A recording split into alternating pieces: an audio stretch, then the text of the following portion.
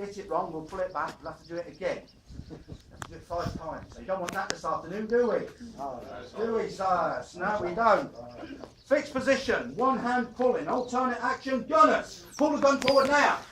Speed it, keep it moving. Excellent, fantastic, all the way forward. Gunners cease, drop the ropes. Step around the dangerous ropes and coils, go safely back to where you were. You will receive a big round of applause. Very efficient, running out the gun. Onto the right place to fire. Lovely. Now we can prime it. You don't prime it beforehand, because if you're pulling a cannon loaded with a cannonball and it goes off accidentally, it could happen. What happens if you're holding on the ropes? You're going to tear your arms out of your sockets. There'll be fingers flying everywhere. It's a nasty mess for me to clear up. You pull your cannon forward. It is primed, loaded, set on target and fired. The recoil sends the cannon back. You'll be reloading every 40 seconds, 3 times in 2 minutes. Priming powder is dangerous, very fine, very volatile. It goes in a powder horn. Why?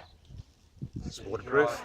Keep it dry, keep it away from naked flames, an accident, and it acts like a funnel. Our vent is tiny, so you don't want to pour too much gunpowder and spill it. It could cause a minor explosion and injury. So we uncover the vent. We pierce the charge with a brass or copper pin inside the barrel. Why brass or copper? No sparks. To avoid sparks. Non-ferrous metal, no sparks, no accidental detonation. We can now fill up the vent with priming powder swiftly and safely. Then we cover it up again with our piece of lead. Our cannon is primed and ready to fire. So what I basically need now is a box of matches. Anyone got a box of matches? I haven't got my matches, so we're in a bit of a quandary, aren't we? If I light a match, will I fire the cannon? Yes. Will I be a happy bunny? No. Absolutely not. Because if you are firing shot, the shot recoils the cannon back up to 10 feet, 3 meters. So if I'm standing here, I'm in the danger of being crushed. And also, when you light priming powder, in 1/100th of a second, it's burning 600 degrees centigrade. Hotter than any oven you're going to get at home. But my skin on my hand holding the match is cooked to a crisp. Not a good idea. So I simply uncover the vent, stand over here with a box of matches, and flick burning matches at the vent. Yes? Not efficient. What you need is a special match, and I've got a special match. I've been carrying it all along. It's on an arm extension known as a linstock. This is called slow match. This arm extension allows me to fire from a safe distance once the rope is lit. It's chemically treated. There are also copper and brass fittings on the stick. Why?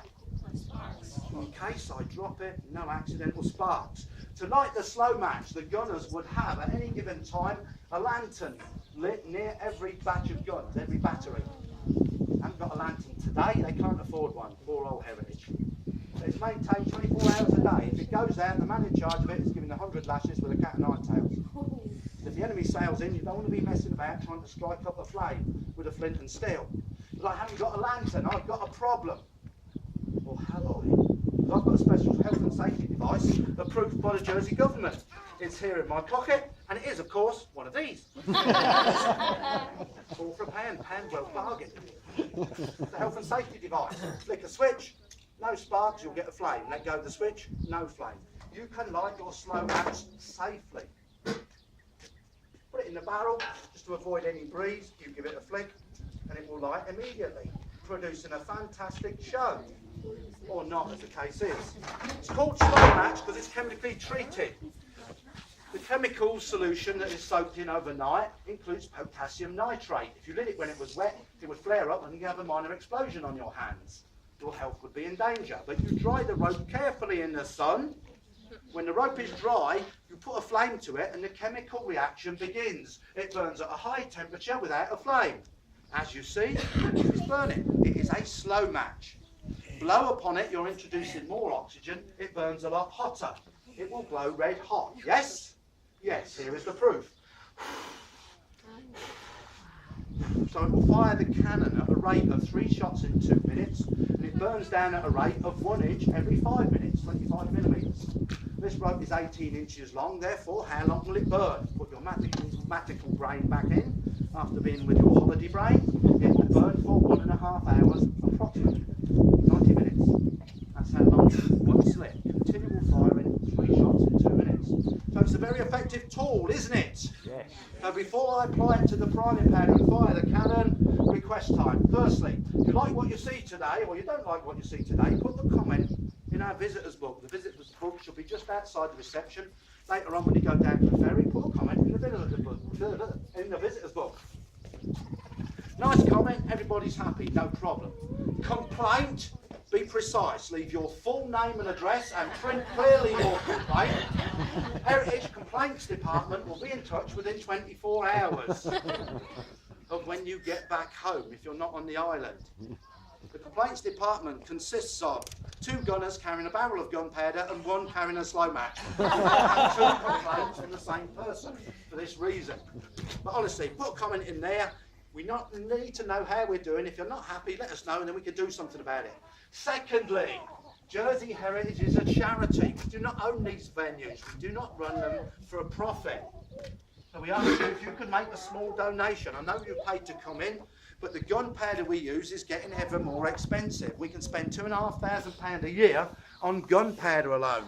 That's without maintaining the weapons and fitting new uniforms. I had a new uniform for the last year, the first one in 10 years.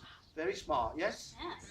If you put a little coin in there, they soon add up. We say thank you very much. If you put those bigger denomination coins, we say thank you very much indeed. That is generous. If you're feeling really generous, if you're loaded and want to empty your wallet, if you want to put a 10 or a 20 in there, don't do it.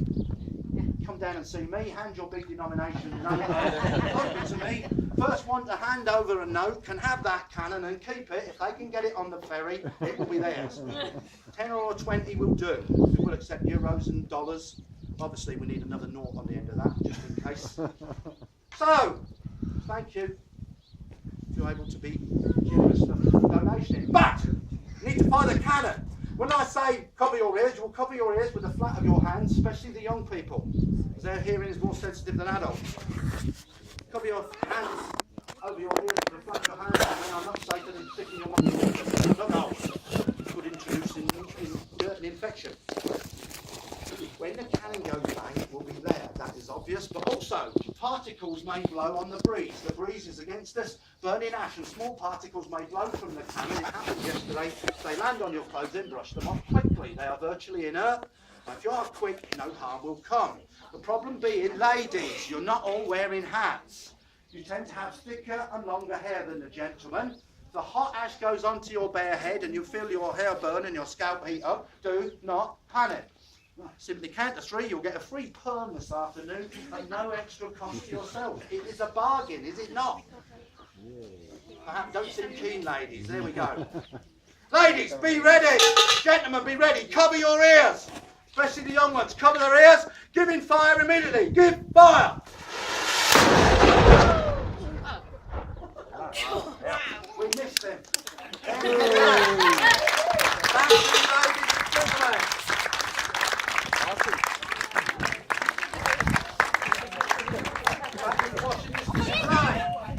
But we did not get recoil. They won't give us that cannonball, will they? No, they will not. If you may see, smoke is coming from the vent. The residues after your cannon's been fired will produce smoke and still burn for up to 30 minutes. There's a little bit of smoke coming through. So if we are reloading, you must be wormed, swabbed, and vent must be blocked. We didn't get any recoil. So I've got to hold the gun back manually. Oh dear, oh dear, oh dear. It's all right. Come into the centre. Ignore the front ropes. Come into the central area and take up this rope and face me. Face the cannon. Face towards the cannon. You fall backwards from this end of the cannon there, sir. Nice and steady. Mind your footing. But it's easier to fall back than forward. You're going to cease. Drop the ropes. Give these brave men a big round of applause. Get in the middle, get in the middle. The Royal Regiment of Artillery in 1781, they were redcoats and they have survived their training to tell the tale. A miracle of health and safety and common sense. But before you leave, check the ends of your arms. Heritage is not responsible for loss of any minor body parts if you volunteer. Thank you, gentlemen. Enjoy the rest of your day here. Remember, we've got the next month. We will tell you about the early days and about St Helier. 2 o'clock. Musket firing demonstration. I shall be where the cafe is and where the bollards go into the parade area. I will make the announcement there. We must fire with the wind at our backs. So that will be at 2 o'clock. If you want to know why the British Army used the flintlock musket, if you want to know how it works and it affected the tactics of warfare in the old days, see me at 2 o'clock. Thank you, ladies and gentlemen. Enjoy your afternoon. Oh. Was that good?